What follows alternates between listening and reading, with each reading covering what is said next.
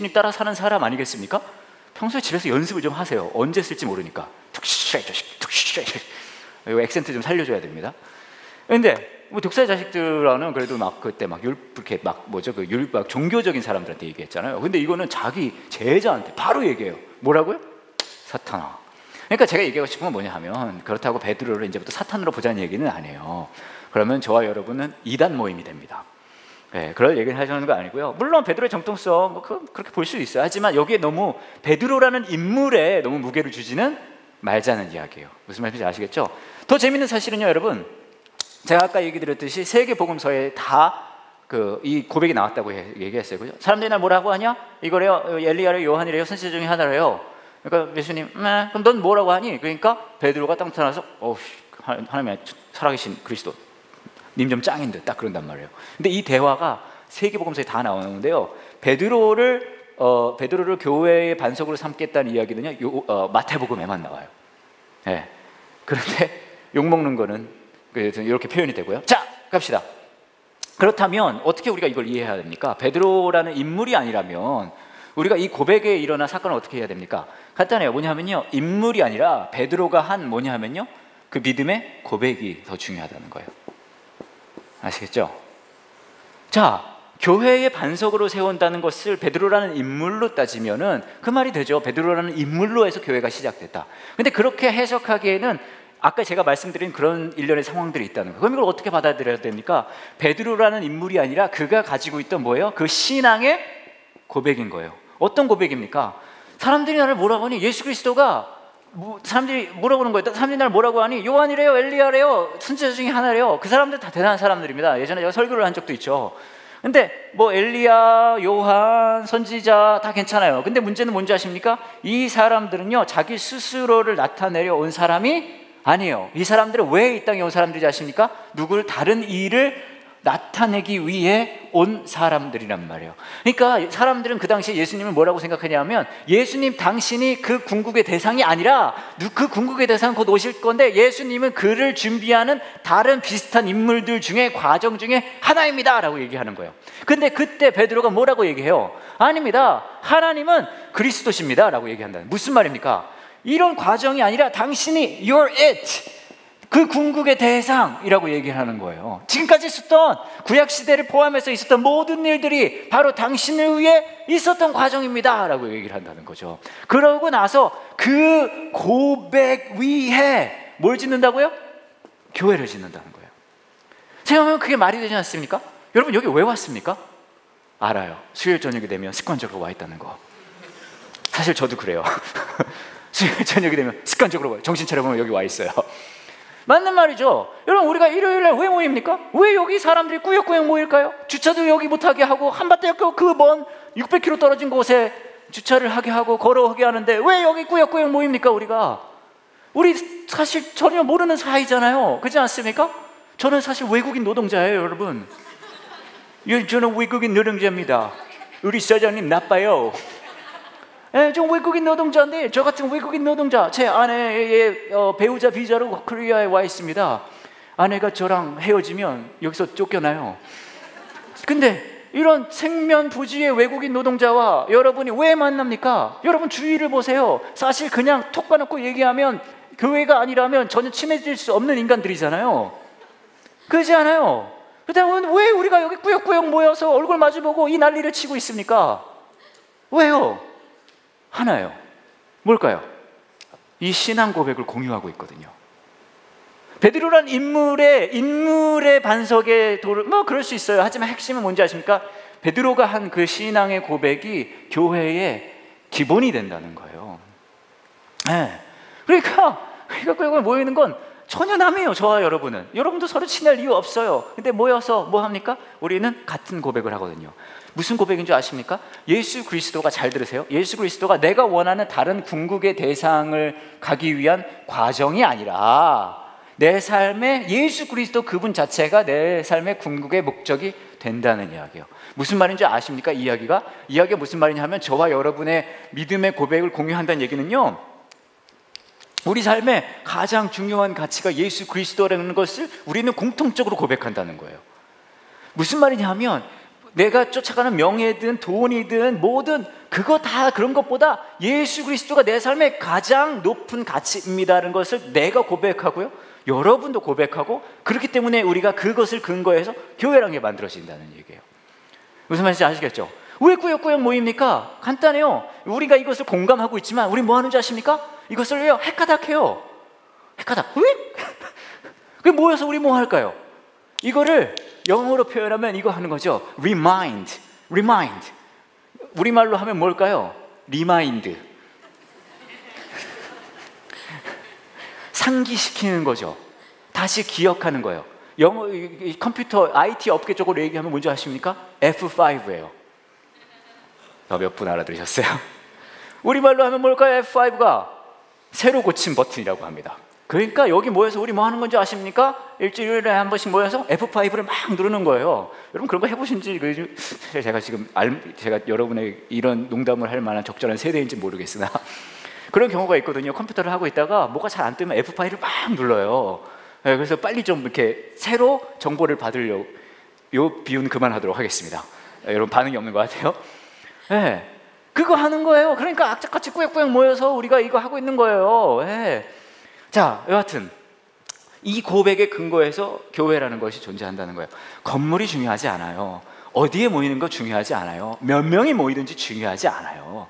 네, 중요한 건 뭐예요? 2명이든 3명이든 4명이든 2,000명이든 3,000명이든 4,000명이든 모여서 이 고백을 공유하고 다시 그것을 서로 상기시키는 것, 그것이 근거에서, 그 고백의 근거에서 교회라는 게 세워진다는 이야기예요. 자, 제가 여기 다 적어놨죠? 베드로로 상징하는 믿음의 본질은 예수 그리스도가 절대적인 대상이라는 것을 인정하는 겁니다. 아까 그 말씀 드렸죠? 교회는 이 믿음의 본질을 기반으로, 반석으로 지어집니다. 이 단순화된 믿음의 본질은 바리새인과 사두개가 상징하는 복잡하고 부스러진 신앙이, 이거는 뭐 지난 주에 한 얘기니까 넘어가고요. 그 말은 무슨 말이냐 하면요, 그 다음으로 넘어갑니다. 천국의 열쇠 아까 있다고 얘기했죠. 얼마나 멋있습니까, 천국의 열쇠. 근데 제가 그 얘기 들었어요. 천국의 열쇠는 완전히 좋긴 한데 여기는 그 뒤에 판타지가 깔려 있어요. 자, 천국 하면 떠오르는 게 뭡니까? 천국 하면 김밥, 그죠? 김밥 패러다이스, 구원받은 김밥만 갈 수 있다는 그곳. 죄송합니다. 근데 제가 말씀드렸죠. 천국 하면 우리가 다 그런 거 생각해요. 하야요, 하얘, 그죠? 무슨 뿌였습니다. 뿌옇고 머리에 뭐 있어요? 링, 헤일로라고 하는데 뭐라고 하죠? 우리말로 하면? 여러분들 한국말 잘 모르는군요. 헤일로, 이런 거 달고, 그 다음에 뒤에 등에 뭐 달렸어요? 날개. 그럼 다 여러분 뭐 하고 다녀요? 막 그러고 다니잖아요. 그죠? 막 그러고 막 면류관 막 있고, 또 그런 분들도 계세요. 천국에 가면 여기에서 하는 거에 따라서 평수가 달라진다. 그래가지고 이 땅에서 우리가 하는 게 무엇이냐? 천국에 투기를 하는 거다. 하여튼 뭐 그렇게 얘기하시죠. 그렇기 때문에 그런 느낌 나니까 열쇠가 좋아 보여요, 나빠 보여요? 좋아 보이죠. 천국 하면 뭔가 이런 느낌 나잖아요. 그죠? 근데 제가 계속 얘기했어요. 천국 뭐라 그랬어요? 천국은 하늘에 있는 왕국이라고 얘기를 했습니다. 하늘에 있는 왕국이라는 얘기했어요. 왕국은 누가 짱이라고요? 왕이 짱이에요. 여러분이 왕 될 것 같아요? 하나님이 왕일 것 같아요? 그렇죠. 벌써 기분이 확 상했어요. 여러분 대답을 안 하고 있어요. 에이씨, 이럴 줄 알았어. 뒤통수 맞았어. 근데 무슨 말입니까? 천국의 열쇠는 좋은 거예요. 왜 좋습니까? 쉽게 요약하면, 시간이 없으니까 요약합니다. 뭐예요? 하나님의 나라의 그 질서가 세워져 나간다는 거예요. 무슨 말인지 아시겠죠? 여하튼 그러니까 그 교회란 무엇입니까? 이 베드로의 고백에서 알 수 있는 건 무엇입니까? 그 신앙의 고백에 근거해서 교회라는 것이 세워집니다. 신앙의 고백은 무엇입니까? 예수 그리스도가 가장 궁극의 가치가 되는 것이 그 고백입니다. 그 말은 무슨 말이에요? 하나님의 질서가 올곧게 세워지는 것을 이야기합니다. 그렇기 때문에 교회가 하는 일이 무엇입니까? 딱 이것만 하는 거예요. 아까 말씀드렸죠? 모여서 그 고백을 공유하고. 근데 생각해보니까 우리가 이대로 살아야 못 살아요? 못 살아요. 못 산 얘기도 막 하는 거예요. 못 살았어, 이렇게 못했어. 그걸 뭐라고 해요? 죄의 고백이라고 해요. 그렇죠? 죄의 고백을 하는 거예요. 그 다음에 그걸 통해서 우리가 뭐 하는 거예요? 하나님의 질서를 우리 삶 속에서도 계속해서 세워나가는 것. 이것이 교회가 하는 것 전부 다예요. 그렇죠? 우리가 밖에 나가서 왜 구제 활동을 합니까? 마찬가지인 거예요. 하나님의 질서. 그렇죠? 자, 갑시다. 또 하나 얘기하고 싶은 건 뭐냐 하면, 굉장히 쭉 이야기를 하고 있는데 그냥 단순하게 얘기를 할게요. 성경에 신약 성경 초대교회를 보시면은 2명의 영웅이 등장합니다. 가장 유명한 초대교회 2명의 영웅 누가 있을까요? 한 명 바울, 또 한 명은 베드로죠. 베드로와 바울이에요. 근데 보시면은 초반에는 베드로가 맹활약을 합니다. 전체적으로 사도행전에서, 그죠? 또 베드로는 바울과 다르게 복음서에서도 많이 등장을 하죠. 맹활약을 해요. 그러다가 사도행전 쭉 보시면은 베드로가 계속 나옵니까?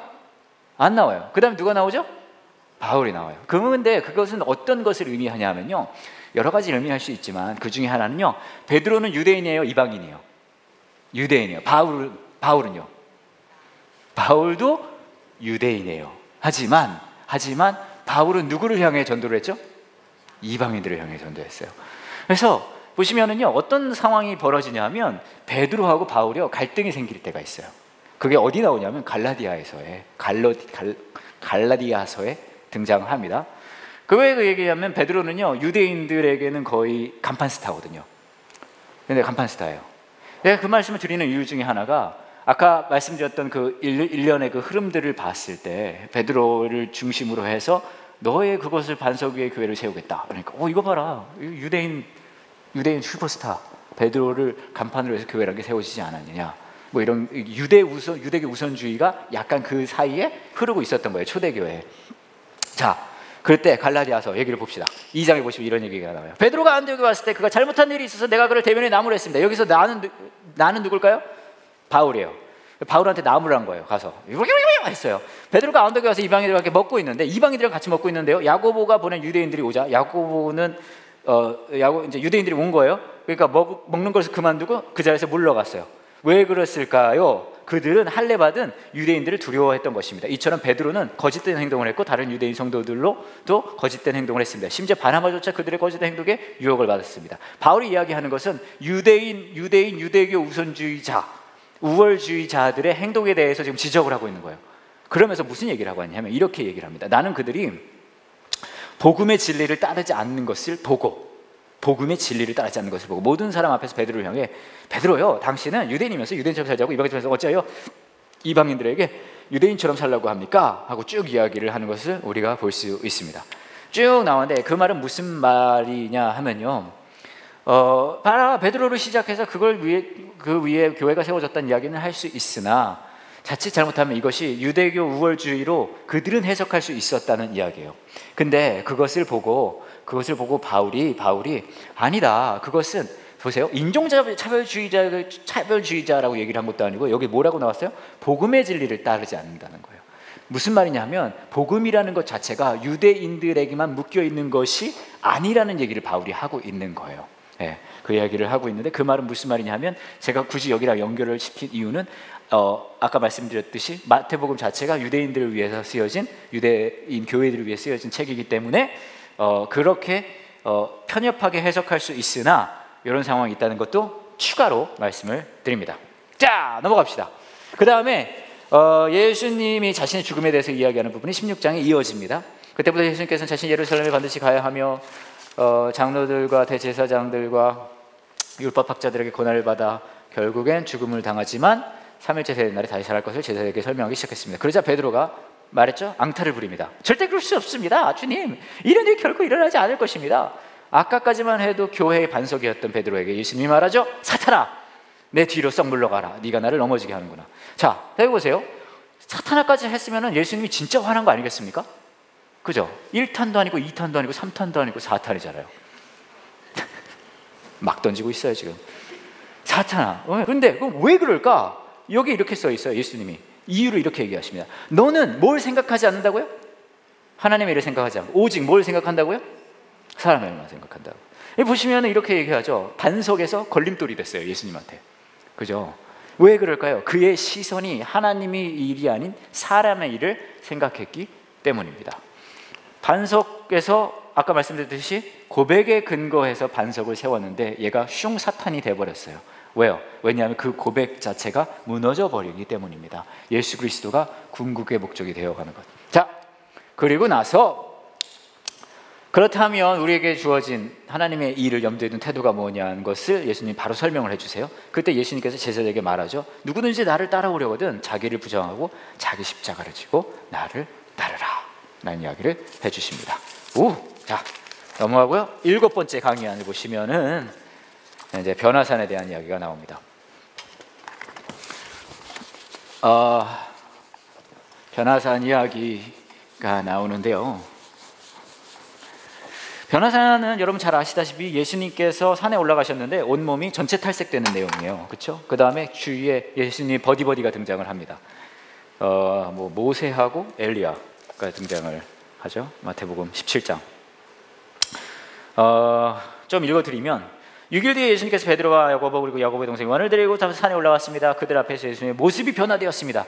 예수님이 얼굴은 해같이 빛나고 옷은 빛처럼 희게 되었습니다. 그때 모세와 엘리야가 나타나 예수님과 함께 말씀을 나누었습니다. 그리고 베드로가 또 우리 드로용이 우리 대사를 합니다. 텐트 칩시다.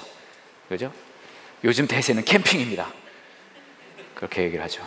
그러고 나니까 이제 그리고 슉 사라져 버립니다. 제가 이 이야기는 여러 가지 이야기를 할 수 있겠지만 제가 여기서 좀 딱 포인트하고 가고 싶은 게 있어요. 여기서 예수님이 전체 탈색하고 하는 그런 장면들이 쫙 나오는데 이것을 두 글자로 이렇게 표현할 수 있어요. 뭐냐면 영광이라고 표현할 수 있습니다. 영광. 자, 영광. 그래서 영광에 대한 이야기를 제가 좀 해보려고 하는데, 그럼 교회를 좀 다니신 분들은 자주 쓰는 어휘 중에 하나가 바로 영광입니다. 영광. 영광하면 떠오르는 게 뭐가 있습니까? 굴비라고 말씀하실 줄 알았습니다. 하긴 천국하면 떠오르는 게 김밥이라면 영광하면 떠오르는 건 굴비죠. 자, 맞아요. 굴비 괜찮아요. 그런데 영광하면은 우리 교회에서 많이 쓰죠. 교회에서 자, 영광에 대해서 얘기를 하면은 주로 뭐 하자는 얘기자 하면요, 박수를 치자는 얘기입니다. 그렇지 않습니까? 하나님께 영광 돌립시다. 그럼 뭐 해야 돼요? 그렇죠. 그 외에 여러분 특별히 하시는 일 있습니까? 영광 돌리자고 하면? 네, 돌리긴 돌려야 되는데 이걸 돌리면 박수가 나옵니다.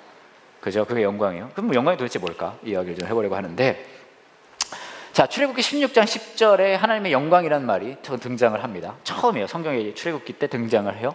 그 다음에 33장 18절 23절에 등장하고요. 34장 29에서 35절에 등장을 해요. 아주 멋있게 등장합니다. 이거 다 찾아보려 했으나 그냥 알아서 찾아보시고요. 그 다음에 어떻게 영광이 주로 등장하냐면요, 하나님의 영광은 주로 뭐랑 등장하냐면요, 구름과 함께 등장해요.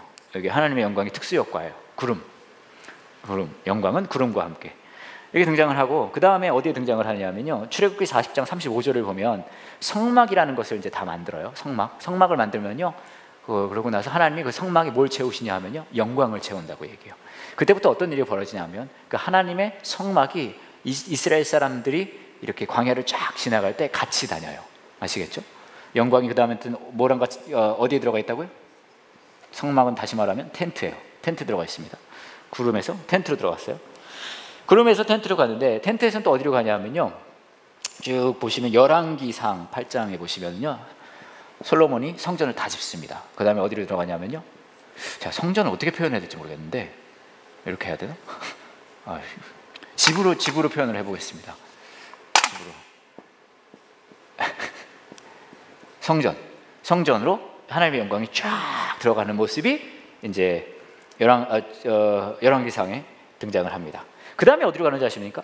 그 다음에 예수님이 성전을 헐어버린다고 얘기를 하고요. 그 다음에 그 예수님이 영광의 모습으로 이 변화산에서 등장을 하세요. 예수님이 짠 하고 변화산에서, 예수님이 변화산에서 멋있게, 옆에 모세와 엘리야도 있고요. 근데 그 예수님이 십자가에서 이제 죽으시죠. 십자가에서 죽으시고, 그 다음에 제가 말씀드리고 싶은 게 뭐냐면 로마서 8장입니다. 로마서 8장을 보시면 어떤 이야기가 나오냐 하면요, 굉장히 유명한 말씀이에요. 로마서 8장 18절부터 제가 쭉 써놨는데 18절부터 읽어볼게요. 18절부터 볼게요. 로마서 8장 18절입니다. 나는 현재 우리가 겪는 고난은 장차 우리에게 나타날 영광과 비교하면 아무것도 아니라고 생각합니다. 모든 피조물은 하나님의 자녀들이 나타나기만을 간절히 기다리고 있습니다. 피조물은 허무하게 되었습니다. 그렇게 된 건 피조물을 원해서가 아니라 그렇게 하나님의 뜻 때문에. 하지만 소망은 있습니다. 피조물이 썩어진 굴레에 해방되어 하나님의 자녀가 누리는 영광스러운 자녀에 참여하리라는 소망입니다. 하나님의 자녀가 누리는 영광스러운 자유. 그 말은 그 영광을 누가 참여한다고요? 자녀. 하나님의 자녀가 그 영광을 참여한다는 얘기예요. 그죠? 피조물 뿐 아니라 성령의 천년을 받은 우리 인물 자신을 신음하는 우리가 하나님의 자녀가 되기 위해서 우리 몸을 간절히 기다리고 있어요. 우리 이러한 소망으로 구원을 받았습니다. 우리는 소망이 얻었으니까 우리 아직 보지 못한 것을 소망한다면 우리 그것을 인내함으로 기다려야 합니다. 이처럼 성경에서는 우리의 약함을 도와주지만 는지 모르겠어요. 성령께서는 말로 다 표현하는 간절함으로 우리를 위해 중보기도 하십니다. 사람의 마음을 꿰뚫어 보시는 하나님께서는 성령의 생각이 무엇인지를 아십니다. 쭉쭉하고요. 우리는 하나님께 모든 일, 하나님을 사랑하는 사람, 즉 하나님의 목적을 위해 부름을 받은 사람의 선을 행하다신 걸 알고 있습니다. 이거 유명한 말씀이죠. 로마서 8장 28절. 그죠? 하나님께서는 전부터 아셨던 사람들을 그분의 아들과 동일한 형상을 갖도록 미리 정하시고 하나님의 아들을 많은 형제들 중에 맏아들이 되게 하셨습니다. 30절이에요. 하나님께서는 미리 정하신 사람들을 부르셨고 부르신 사람들을 의롭다 하셨고 의롭다가 하신 사람들을 영화롭게 하셨습니다. 영화롭게라는 말이 무슨 말인지 아십니까? 영화에 출연시킨다는 게 아니에요. 영화롭게 한다는 게 뭐예요? 영광스럽게라는 뜻이죠. 영광스럽게. 제가 왜 이야기를 하고 있습니까? 영광스럽게 해준다는 얘기예요. 보면 성경의 전체적인 흐름에 영광의 흐름을 우리가 볼 수 있어요. 구름에서 시작된 그 영광이, 보여진 영광이 텐트로 들어갔다가요, 성전으로 갔다가요, 그래서 예수님께서 멋있게 보였다가 그게 십자가에 예수님께서 찍히시고 그리고 그것을 통해서 우리가 의롭다함을 받고 그리고 뭐라고요? 우리를 영화롭게 한다. 무슨 말인지 아시겠어요? 하나님의 영광이 성경 전체의 스토리를 보면 흐르고 흘러서 우리를 향해 있다는 걸 볼 수 있어요. 왜 그렇습니까? 왜 그러냐면요, 히브리 말로 영광이란 말이 무슨 뜻을 가지고 있냐면 카보드란 말인데요. 제가 여기 써놨어요. 영광, 카보드. 무슨 뜻을 가지고 있냐면요, 무게라는 뜻을 가지고 있어요. 무게. 무슨 말이냐면 하나님의 영광이란 말은요, 하나님의 무게예요. 저는 많이 가지고 있지는 않아요. 근데 제가 보니까 여러분들 중에 가지고 계신 분이 많이 계신 것 같아요. 예. 근데 여러분, 우리말에도 그런 표현이 있잖아요. 내가 정말 중요하다고 생각하는 것은 거기에 무게를 둔다라는 표현을 써요. 무슨 말인지 아시죠? 무게를 둔다. 무게. 카보드라는 말이 실제로 무게라는 표현으로 쓰여지는 말이에요. 그럼 우리가 여기서 뭘 알 수 있습니까? 뭐냐면 이거예요. 영광이라는 말은 성경에서 아까 말씀드렸듯이 무게라는 뜻을 가지고 있고요. 또 하나는 진짜 아름다운 것을 표현하는 말이에요. 그 말은 무슨 말이냐면 하나님의 그 무게와 하나님의 아름다움이 그 위대하신 하나님에서부터 같이 임재하시는 그 하나님을 통해서 우리에게 오신 하나님을 통해서 우리에게 그 하나님의 무게와 그 아름다움이 향해져 있다는 거예요. 그 말은 무슨 말이냐 하면요, 십자가를 통해 의롭다함을 받은 사람들은요, 그 하나님의 무게와 아름다움을 가진 사람들이라는 이야기죠. 무슨 말인지 아시겠죠? 성경의 전체 내용이 결국은요, 흐르고 흘러서 그분의 그 아름다움과 무게가 우리에게 쫙 쏠려 있다는 이야기예요. 그렇다고 해서 여러분이 막 주문을 외우면은 모든 기도가 이루어지고 그런 걸 얘기하는 건 아니에요. 무슨 말입니까? 무슨 말이냐면 그 하나님의 성품과 마음이 우리 안에 흘러나와야 된다는 거예요. 하나님의 무게와 그 아름다움이, 그 하나님의 본질이, 이걸 어떻게 설명하지? 이거 일단 하면 또 긴데. 여하튼 하나님의 그 본질이 우리에게 꽉 차 있다는 말을 성경에선 사자성어로 어떻게 표현할까요? 그렇죠. 맞아요. 뭔지 아시겠어요? 네. 성령 충만. 근데 잘 보세요. 성령의 열매는 보시면 아시잖아요. 성령의 열매 뭐예요? 성령의 열매는 온유와 오래 참음과 자비와 양선. 기억나십니까? 성령의 열매는 영험함과 성령의 열매는 쪽집게로 맞추는 것과 그런 거 나와요? 안 나와요. 성령의 열매하고 9가지 여러분이 좋아하지 않는 것들이 나와 있어요. 여러분 오래 참는 거 좋아하십니까? 벌써 지금 이 성경 공부 자체도 굉장히 어려워하고 계신 것 같아요. 오래 참는 거 좋아하세요? 오래 참는 걸 누가 좋아해요? 짧게 참는 것도 싫어하지 않습니까? 그죠? 여러분 자비 좋아하십니까? 자비? 자비가 무슨 뜻이에요? 내가 돈 낸다는 뜻이에요. 좋아하세요? 안 좋아하시죠? 양선 뭐예요? 양선. 무슨 뜻인지 모르겠지만 기분은 나빠요. 양선. 그잖아요. 무슨 말이에요? 우리는 막 여기 전체적으로 보면은요, 그 하나님의 영광이, 그 하나님의 그 무게와 그 본질이, 그 아름다움이 성경 전체를 통해 와서 예수 그리스도를 통해서 그 십자가의 하나님을 우리를 영화롭게 하신다는 거예요. 그리고 우리가 그 삶으로 거듭난 삶을 살며 아까 말씀드렸대로 그분의 그 본질이, 그분이 우리 안에 가득 차 있다는 것, 성령 충만이라는 놀라운 상황이 벌어지는 거죠. 성령 충만하면 떠오르는 게 뭐예요? 많은 분들 그렇게 얘기해요. 방언이 터진다. 그럴 수 있어요. 근데 꼭 방언이 그게 다가 아니에요. 어떤 분들은 그래요. 치유할 수 있는 능력이 생긴다. 그럴 수 있어요.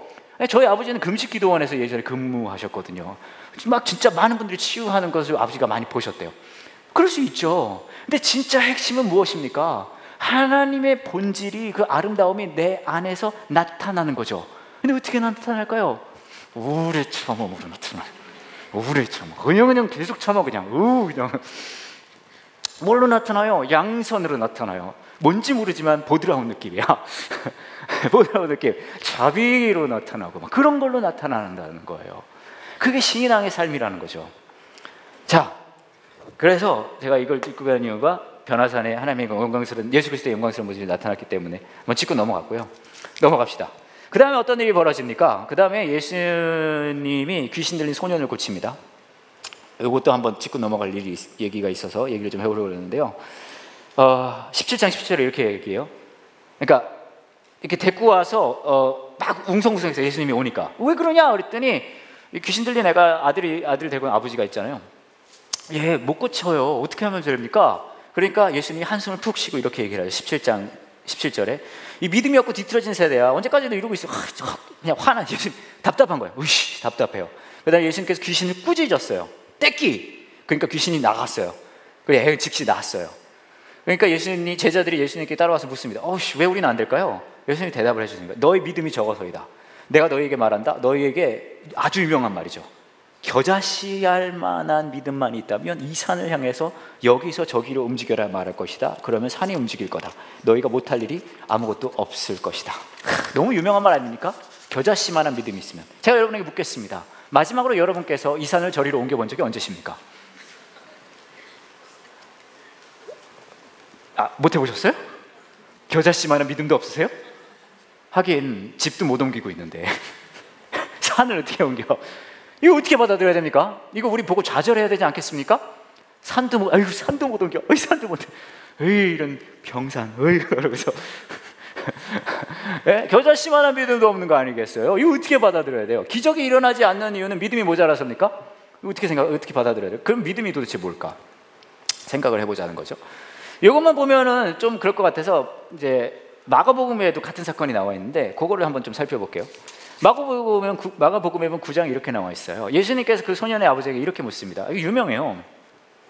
이렇게 된 지 얼마나 됐냐? 어려서부터입니다. 22절이죠. 귀신이 자주 아이를 죽이려고 불속이나 물속에 내던지기도 했습니다. 할 수만 있다면 불쌍히 여기시고 도와주십시오. 아버지가 이제 설명을 한 거예요. 이차저차 조차저차 어차저차 뽀뽀뽕 빨리 플리즈 그렇게 얘기한 거예요. 예수님 이렇게 말합니다. 삐졌어요. 예수님이 이거 듣고 확 토라지셨어요. 그랬더니 할 수만 있다면이 무슨 말이냐? 대단하지 않습니까? 할 수만 있다면이 무슨 말이냐? 할 수 있으면 해주세요 했더니 할 수만 있다면 무슨 말이냐? 믿는 사람에겐 모든 것이 가능하다라고 이야기를 합니다. 그러니까 이 아들이가 아니죠. 이 아버지가 깜짝 놀라죠. 그래서 아주 유명한 고백을 합니다. 무슨 고백을 하냐면요. 제가 여기다가 왜 이거를 빼놓았는지 모르겠으나 예수님께서 이 아버지가 뭐라고 하시냐면요. 믿습니다. 그렇게 얘기하는 거예요. 그럼 뭐라고 하는지 아세요? 믿습니다. 그걸 뭐라고요? 내가 믿습니다 하고요. 믿지 못하는 것을 도와달래요. 저는 사실요, 여러분, 이런 말 하면 좀 웃기긴 한데 저는 이 아버지가 참 불쌍해요. 그냥 지금 깜짝 놀랐어요. 예수님이 삐져가지고 이거 성깔 있다. 그러면서 할 수만 있다면 무슨 말이야? 믿는 사람이 모든 것이 가능하다 그랬더니 깜짝 놀래가지고 믿습니다. 근데 뭐라고 얘기해요? 믿지 못한 이 사람 믿는다는 걸까요? 믿지 못한다는 걸까요? 이 사람 믿는다는 거야? 못 믿는다는 거예요? 이거 제가 예전에도 말씀드렸죠. 이거 뭐랑 비슷한 건지 아십니까? 꼼짝 말고 손 들어랑 비슷해요. 그죠? 몇 분 못 알아들으신 것 같은데 F5를 누르셔야 돼요. 머리에. 저거랑 비슷해요. 그 뭐죠? 문 닫고 나가. 그런 비슷한 거죠. 믿습니다. 믿지 못하는 것을 도와주세요. 이 당시 어찌라는 걸까요, 이거? 그러니까 뭐라는지 아세요? 그러니까 이거 예수님 고쳐져요, 안 고쳐져요? 예수님 고쳐져요. 그죠? 어떻게 생각해야 됩니까? 이렇게 얘기해 드리고 싶어요. 믿고 안 믿는 것은요, 믿는다, 안 믿는다는 이런 전기 스위치 같은 게 아니라는 거예요. 믿는다는 것은 여정이에요. 여정, 방향, 여정. 사실 믿는다는 것을 어떻게 잴 수 있는지 모르겠으나, 저는 믿는다는 것은요, 걸어가는 방향을 잡고 그 길로 가는 거라고 생각해요. 그러니까 많은 사람들은 그렇게 생각해요. 여기 있다가 믿어, 그럼 여기 뿅 가는 거죠. 아니에요. 여러분 그러십니까? 여러분의 믿음이 그래요? 여러분 믿음은 0%였다가 신앙을 갖게 된 다음에 100% 믿음이 됐습니까? 말이 어렵나? 에? 아닐 거예요, 아마. 그죠?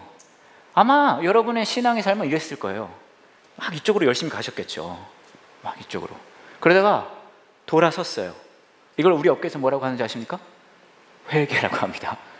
네. 그리고서는 방향을 이제 이쪽으로 가기 시작하는 거예요. 그리고 여러분 회개하자마자 뿅 이걸로 가는 게 아니죠. 그렇게 툭 터벅터벅 가고 있어요. 쭉 갈 때 있어요? 아니면 때로는 여러분 가만히 쉬기도 하십니까? 그죠? 가만히 쉬기도 해요. 쉬기만 해도 괜찮죠. 뭘 해요? 다시 일로도 가요. 그죠? 그러면은 내비게이션이 뭐라고 하죠? 유턴 그러잖아요. 유턴. 그럼 빨간불 막 들어오고, 그러면 뭐예요? 다시 이렇게 또 가기도 하고, 막 그래. 막 이렇게 갔다 이렇게 가기도 하고, 이렇게 갔다 이렇게 가기도 하죠. 우리 업계에 계신 목사님들은 다 여기가 있을까요? 목사님 다 여기가 있을까요? 당연하죠. 네, 목사님들은요, 신학교에서 훈련을 딱 받으면 여기서부터 출발하는 거예요. 여러분은 여기쯤 있잖아요. 저는 한 여기 와 있어요. 제가 좀 답답해요. 그래서 여러분 여기만 있어가지고. 아니죠.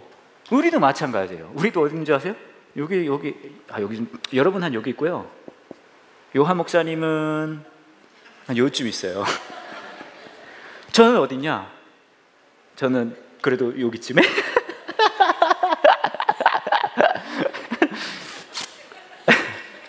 참 이게 뭐라고 또 지고 싶진 않네요. 근데 제가 얘기하고 싶은 건 뭐냐면요, 이렇게 된다면 뭐가 말이 되는 줄 아십니까? 이거 말이 돼요. 그렇지 않아요? 그렇지 않아요? 믿을게요. 근데 내가 믿지 못하는 것을 도와주세요. 네, 그 이야기를 하고 있거든요. 생각해보세요. 겨자씨만한 믿음이 있다는 게 도대체 무슨 말일까? 겨자씨만한 믿음이 없어서 우리가 산을 못 옮기는 게 너무 안타깝지 않습니까? 시도는 해보셨어요, 여러분? 사실 예전에 계룡산이 좀 저쪽 반대편에 있었어요. 근데 제가 한번 실험해 봤거든요. 그래서 지금 자리로 온 거예요. 요 자리 좀 있으면 할 수 있어요. 여기가 나구나. 미안합니다. 헷갈렸네. 요한 목사님 여기서는 좀 힘들어요.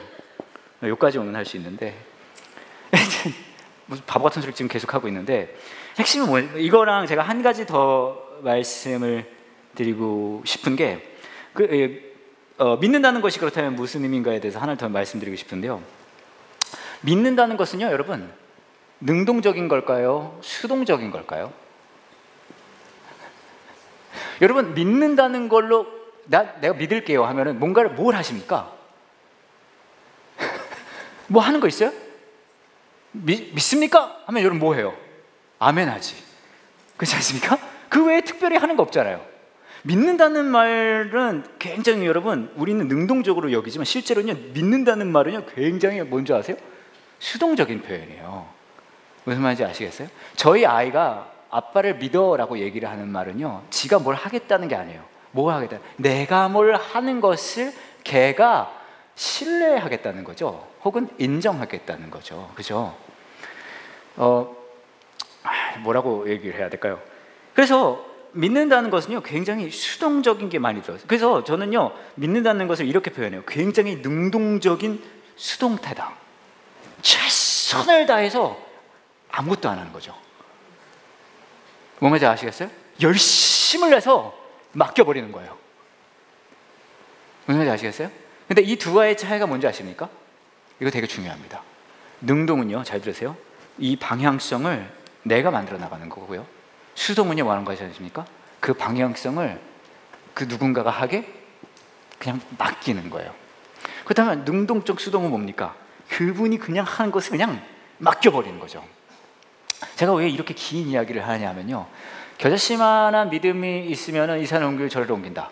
이거 생각해보세요. 이거는 이 얘기를 들었을 때 저와 여러분이 산을 옮긴다는 이야기일까요? 믿음이라는 말 자체에 들어있는 게 하나님이 옮기시는 것을 내가 인정하고 신뢰한다는 걸까요? 이럴 때 답은 늘 뒷거에 있어요. 그러면 할 수 있을 것 같지 않습니까? 그잖아요. 제가 왜 이 이야기를 계속하고 있습니까? 기도라는 것을 제가 한번 원리를 좀 설명을 해보려고 해요. 기도. 기도의 원리는요, 딱 저는 세 가지라고 생각합니다. 영어로 표현해서 죄송한데, hear me, help me, 그 다음에 humble me요. 우리말로 표현하면 들어주세요, 도와주세요, 겸손케 해주세요. 자, 들어주세요는 뭐냐 하면요, 기도의 핵심은요, 하고 싶은 말을 다 해야 돼요. 다시 말하면 기도의 핵심은요, 첫 번째는 하고 싶은 말을 다 해야 돼요. 무슨 말까지 해야 되냐면, 누구 좀 빨리 좀 없애주세요 하는, 데려가 주세요, 이런 거 좋은 기도예요. 김 부장 너무 이 땅에 오래 있었습니다. 하나님, 우리 김 부장님, 우리 김 부장님 50대 초반이면 이미 만수를 누린 거 아닙니까? 하나님 사랑하시는 김 부장님 어서 하나님 품으로 데려가 주세요. 좋은 기도예요. 네, 심지어는 이런 말하면 좀 못된 말이긴 한데, 우리 시어머니, 거기까지만 할게요. 좋은 기도예요. 위층에서 막 층간소음으로 괴롭힌단 말이에요. 막 시끄러워요. 너무 화나요. 그럼 어떻게 해야 돼요? 윗집 좀 이사 좀 갔으면 좋겠어요. 좋은 기도예요. 네. 근데 윗집이 막 돈 뭐라 그럴까요? 이사 갈 일이 없는 거예요. 윗집 좀 망하게 해주세요. 좋은 기도예요. 네. 무슨 말입니까? 기도의 제일 첫 번째는 솔직해야 돼요. 보면은 성경에 나오는 기도, 다윗의 기도 중에서는요, 말도 안 되는 기도 진짜 많아요. 막 이빨을 다 뽑아버리고 막 이런 거 진짜 많아요. 그러니까 막 기도하셔도 돼요. 막 여러분 지금도 기도하셔도 돼요. 제발 이거 좀 그만하게 해주세요. 좋은 기도예요. 네, 좀 솔직해야 돼요. 솔직. 왜 그런지 아십니까? 그래야 하나님과 친밀함을 누리기 위해서요. 자, 그 다음 중요한 게 도와주세요. 도와주세요의 핵심은요, 뭐가 있냐면 이게 중요해요. 도와주세요의 핵심은요, 내가 할 수 없다는 걸 인정하는 거예요. 내가 할 수 없다는 걸 인정해야 돼요. 저는 자신이 할 수 있는 일을 가지고 기도하는 게, 간절하게 기도하는 걸 본 적이 없어요. 핵심은 내가 할 수 없다는 거예요. 못하겠어요. 그러면서 막 나의 무능력을, 그땐 도움이 필요하거든요. 그 다음 마지막이 제일 중요해요. 이 단계입니다. 이걸로 시작해요. 기도는 로또 맞게 해주세요. 이런 거 좋은 기도예요. 내가 맞게 해줄 수가 없어요. 그 다음에 뭐가 있는지 아세요? 겸손케 해주세요까지 가야 돼요. 겸손케 해주세요 뭔지 아십니까? 이거예요. 하지만 내 뜻대로 하지 마시고요, 하나님 뜻대로 해주세요. 기도의 목적은요, 내가 원하는 것이 이루어지는 게 목적이 아니라 기도의 과정을 통해 나의 삶이 하나님의 그 성품과 닮아가는 것에 있어요. 아시겠죠? 그러니까 수만 가지 막 기도하는 거예요. 그 다음에 내가 할 수 없어요, 하나님의 도움이 필요합니다. 하지만요, 하나님 내 뜻대로 하지 마시고 하나님의 뜻대로 해주세요. 이 과정에서 우리가 뭘 할 수 있는지 아십니까? 신뢰라는 게 생기는 거죠. 다시 말하면 뭐예요? 믿음이에요. 믿음. 하나님 능동적으로 수동적인 거예요. 그냥 다 알아서요. 다 알아서요. 그냥 다 알아서. 이게 멋진 기도죠. 물론 그런 분들 주위에 계실 수 있어요. 기도하는 것마다 다 이루어주시는 분들 주위에 좀 있지 않습니까? 그죠? 일명 기도빨 좀 있는 분들.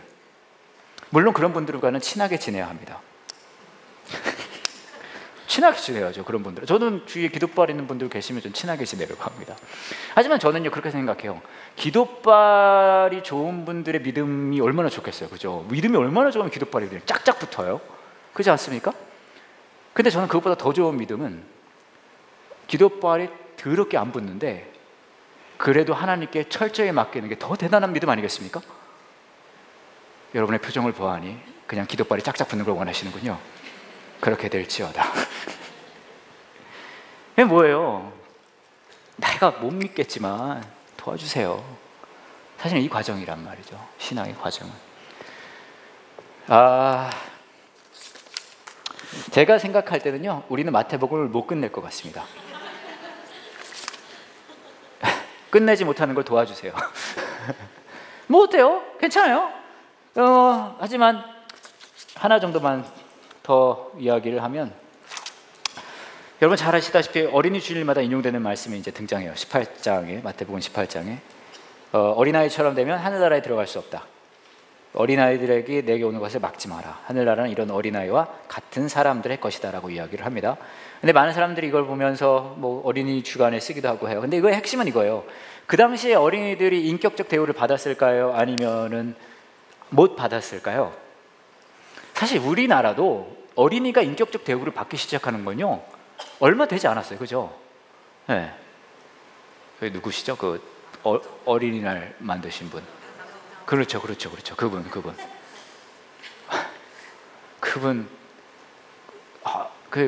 호가 뭐죠? 카우치. 뭐였죠? 소파. 맞아, 소파. 그거 얼마 안 됐어요. 왜 그렇습니까? 애들은 그냥 막 춤풍춤풍 났잖아요. 옛날에는 어린이가 그렇게 막 인격적 그거 아니에요. 여기 핵심 뭐냐면 그거 그대로 적용하면 돼요. 애들이 인격적인 대우를 받지 않고 애들은요 그 당시에 굉장히 막 진짜 막 아래 하위 취급을 받았어요. 마딘 스트락스라는 사회학자가 그런 이야기를 했습니다. 초대교회 시절, 그리스 로마 시대절에는요 어떤 일이 벌어졌냐면 아들을 낳는 걸 좋아했대요. 뭐 오랜 세월 동안 그랬잖아요. 근데 아들이 안 나고 딸이 나오면은요 그 아기를 그냥 천변에 갖다 버렸대요.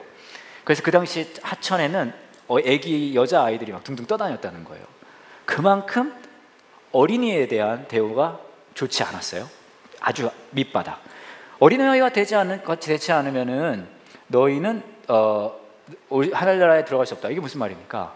높은 사람이 되라는 거예요, 낮은 사람이 되라는 거예요? 그 말 그대로인 거예요. 그러니까 여기 그렇게 얘기하죠. 제자들이 와서 물어보는 거죠. 하늘나라에 누가 가장 높은 사람입니까? 그 질문을 생각해 보셨을 때 이 답이 딱인 거예요. 야, 어린아이처럼 하찮은 존재가 돼야 된다는 거죠. 절대 이게 사실은 어린아이를 존귀하게 뭐 그렇게 이야기할 수도 있겠지만 진짜 핵심은 이거예요. 누가 높은 사람입니까? 야, 너 하늘나라에 가려면 진짜 이 땅에서 하찮은 존재가 돼야 돼. 애들처럼. 그 막 발에 걸리적거리는 그런 애들처럼 하찮은 존재. 그래서 겸손함이 중요하다라는 이야기를 하시는 거죠.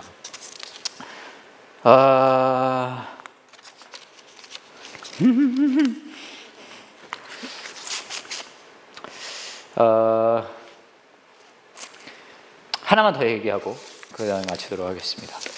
그 다음에 이제 내용이 그 마태복음 18장 내용을 보시면요 공동체 안에서 죄를 어떻게 다루는지에 대해서 얘기가 나와요. 죄의 엄중함에 대해 얘기를 하고 그리고 그 죄인을 찾는 하나님의 사랑에 대해서 얘기를 하고요. 그 다음에 그 죄를 어떻게 다뤄야 하는지 그리고 서로의 죄를 대하는 자세에 대해서 이제 쭉 나옵니다. 그렇게 나오고요. 제가 하나 더 이야기하고 싶은 게 이혼에 대한 이야기를 하고 싶은데, 자 19장에 보시면은 바리새파 사람들이 와서 예수님을 시험하려고 묻습니다. 시험하려고가 중요해요. 무엇이든 이유만 있으면 아내와 이혼하는 것이 괜찮습니까? 라고 물어봐요. 이혼하는 거 괜찮습니까? 자, 이혼이 괜찮습니까? 라고 물어봅니다. 시험하려고 물어봤다는 얘기는요 이혼에 대한 예수님이 어떤 답을 하더라도 그것이 꼬투리머리를 잡을 수 있는 그런 질문이라는 얘기예요. 그러자 예수님이 이렇게 얘기를 하죠. 너희가 이 말씀 읽지 못했냐? 맨 처음 사람을 만드신 분이 남과 여자를 지으셨다. 그러므로 부모를 따라 아내와 합할 것이다. 두 사람이 한 몸이 될 것이다. 이처럼 두 사람은 둘이 아니라 한 몸이다. 하나님께서 묶으신 것을 나누지 마라. 그래서 인용된 창세기 말씀이 창세기 2장 23절에 나와 있는 이야기예요. 그러면 바리새파 사람들이 이제 이렇게 얘기를 합니다. 그렇다면 왜 모세는 이혼 증서를 주고 아내와 헤어지라고 명령했습니까? 우리 이혼할 수 있게 해주려고 그다음 이제 옛날에 모세가 이혼 증서를 만들어 줬거든요. 그렇게 얘기를 한 거예요. 이게 어디 나오냐면 신명기 말씀에 나옵니다. 신명기 24장에 이렇게 나와요. 어떤 남자가 결혼을 했는데 여자에게 어떤 결점이 있는 것을 알게 되어 여자가 싫어지거든 이혼 증서를 써주고 여자를 자기 집에서 내보내시오. 이거 진짜 너무하지 않습니까? 그죠? 네. 어떤 남자가 결혼을 했는데 여자에게 어떤 결점이 있는 것을 알게 되어 여자가 싫어지거든 이혼 증서를 써주고 여자를 자기 집에 보내시오. 이렇게 나와 있어요. 그러니까 이걸 보면은 말이 안 되지 않습니까? 라고 얘기를 할 수 있어요. 그렇죠? 근데 여기 핵심은 이거예요. 이 당시에 이혼 증서가 있었던 이유, 이혼이 가능했던 이유는 사실은 딱 이것만 보면은 남자를 위한 것 같아요. 남자가 봐서 여자가 마음에 안 들면 이혼 증서를 쓰고 그냥 내보내라. 남자를 위한 것 같죠? 근데 실제로 이것은요 누구를 위한 거냐면요 여성을 위한 거예요. 여성을.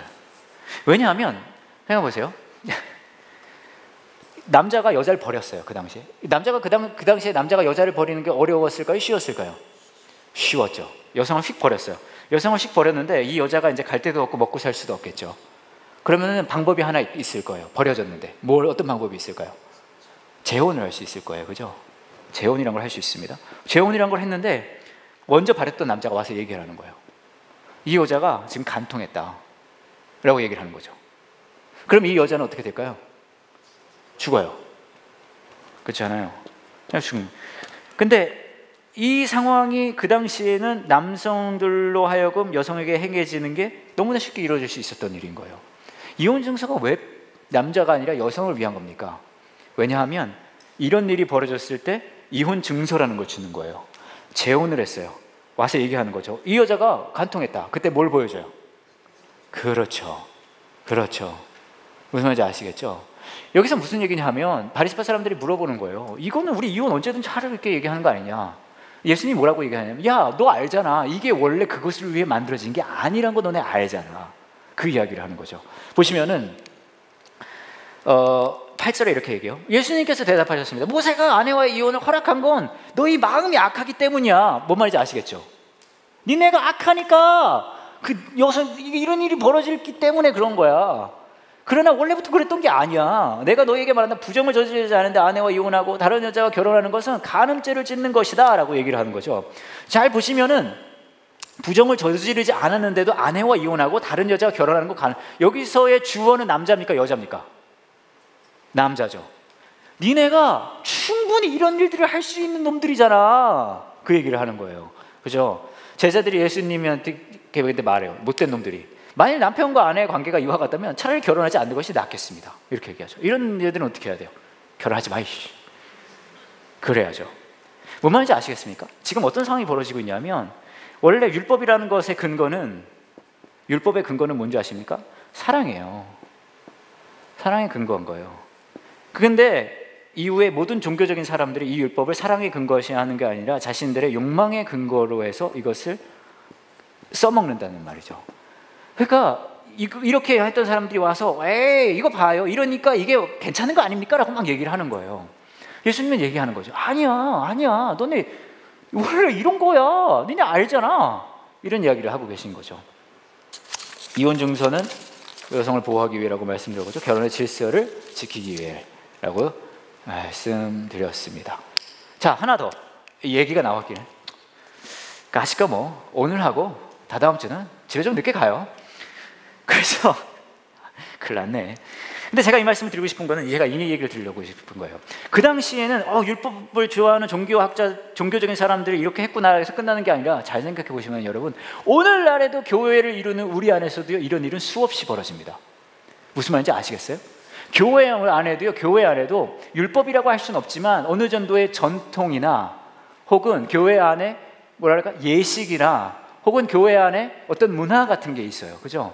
근데 그 모든 것들의 시작점은 잘 생각해 보시면요, 사랑을 근거로 해서 시작했어요. 실제예요. 그래요. 근데 그걸 우리가 뭘로 만드는지 아십니까? 욕망으로 그것을 만들어요. 자, 하나만 제가 예를 들어볼게요. 성찬은 당연히 사랑을 근거로 만든 거죠. 그죠? 예수 그리스도의 그 사랑의 십자가를 우리가 기억하기 위해 만들었어요. 그죠? 근데 어떤 일이 벌어질 수 있냐 하면요, 우리 교회는 성찬위원이란 것 자체가 없고 성찬을 준비하시는 분들만 있어서 이런 일이 거의 일어날 일이 없는데 그냥 굉장히 어려움이 있는 교회들 같은 데 가보면요, 성찬위원이라는 게 있습니다. 또 우리 교회 너무 오래 다니셔서 다 잊어버리셨구나. 성찬위원이라는 게 있어요. 근데 그런 거 잘못하면 어떤 일이 벌어지는지 우리 아버지 교회도 있거든요. 사실 저도 작년에 아버지 교회 가서 오랜만에 그걸 봤어요. 성찬위원. 적응이 좀 안 됐는데 제가 얘기하고 싶은 건 뭐냐면요, 사랑을 근거로 시작된 성찬이라는 예식이 하나의 예식화되면서 그 안에 인간의 욕망이 충분히 묻어 들어갈 수 있다는 거예요. 무슨 말이냐면 성찬위원이 우월의 상징이 될 수가 있고요, 종교적인 하나의 내가 너보다 낫다는 그런 게 될 수 있어요. 또 하나만 더 얘기해 볼까요? 성가대 어떻습니까? 충분히 그럴 수 있지 않습니까? 성가대도 시작은 하나님을 우리가 너무 사랑하는 것을 노래로 표현하겠다. 얼마나 아름답습니까? 그렇죠? 근데 성가대가 자칫 잘못하면 어떻게 되는지 아세요? 그 성가대라는 하나의 문화가 그 안에 있는 그 하나의 그 뭐라 예식이라 그래야 될까요? 그것이 욕망이라는 것이 들어가면요, 그것도 역시 하나의 우월의 표시가 될 수 있다는 거예요. 쫙 성가대 입장할 때 가운을 쫙 입고 그잖아요. 그리고 앉는 자리부터가 다르니까 모든 성가대가 그렇다는 게 아니에요. 근데 제가 그 말씀을 드리는 이유는 이 함정은 어디든지 있을 수 있다는 거예요. 네? 기도를 난 새벽 기도를 해. 네? 새벽 기도 좋아요, 안 좋아요? 전 싫어요. 새벽 기도 자체는 좋죠. 그렇지 않습니까? 새벽 기도 시작은 뭘까요? 하나님을 사랑하니까 하나님을 더 만나고 싶고 아침 일찍 나오는 거 아니겠습니까? 근데 잘못하면 뭐가 돼요? 여기 욕망이 섞여 들어가면 뭐가 될까요? 나 새벽 기도 하는 여자야. 일에 나온 여자보다 더 뛰어난 여자죠. 얘는 새벽 기도도 안 나와. 그럼 나도 모르게 욕망이라는 것이 흘러 들어가서 우리도 충분히 그럴 수 있다는 거예요.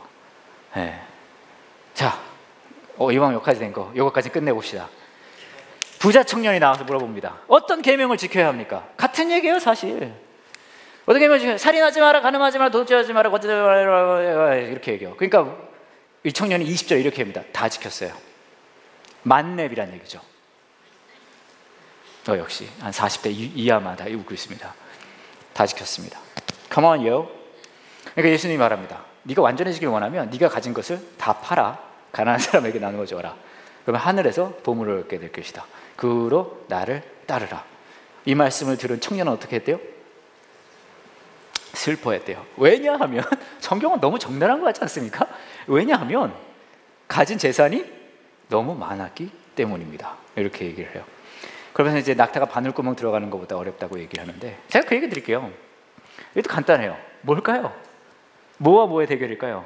욕망과 사랑 사이의 갈등인 거예요. 욕망과 사랑 사이. 너 그러면 다 나눠주고 날 따라와. 그럼 나를 사랑해. 그럼 되잖아. 왜 뭐래요? 못해요, 그렇게. 왜요? 뭘 가지고 있으니까? 욕망을 가지고 있으니까. 가치관이 다른 가치관을 갖는 거죠. 행위가 아닌 존재의 이야기입니다. 오늘 여기까지. 이제 집에 보내드릴게요.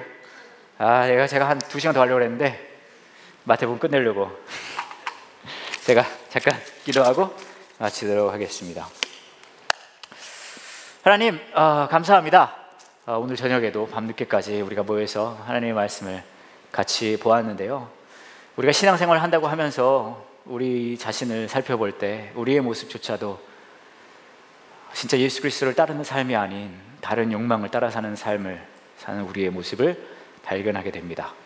우리는 약하고 모자라서요, 더 인정받고 싶어하고 더 누리고 싶어하고 더 으쓱으쓱하고 싶어하는 마음이 있거든요. 그런데 예수님께서는 우리의 그 마지막 으쓱거림조차도 예수님 앞에 겸손히 내어놓으라고 말씀하십니다.